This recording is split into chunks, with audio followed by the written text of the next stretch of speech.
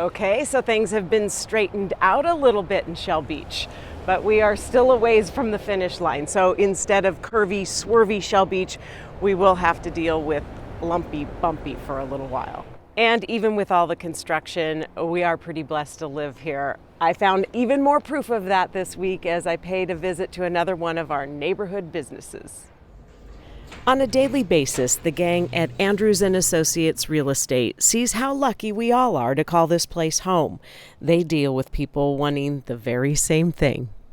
And then we specialize in Shell and Pismo, but we can sell all over. Well, I was looking at the India. Owner Karen Andrews has been selling the dream here for more than 30 years and sees how many people want to live here and how few ever want to leave. People move mainly because they want to get back to their grandkids or a job change.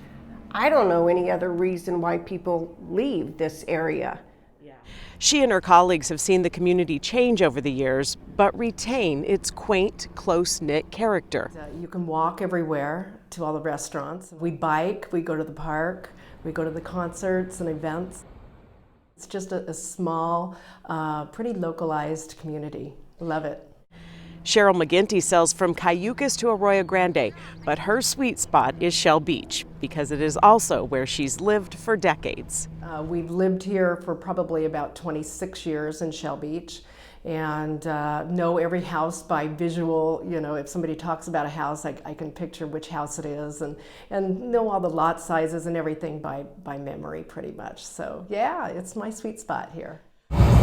Cheryl also knows the upheaval the neighborhood has been dealing with for the last year, but like most of us, is pretty confident the pain will be worth the payoff. The construction's been a challenge for both businesses and residents, but in the long run, it's going to prove to be beneficial, I feel, to not only myself, all the residents, to some of the tourists, the business with increased foot traffic, but I think it's just going to improve the character and the quaintness of the town.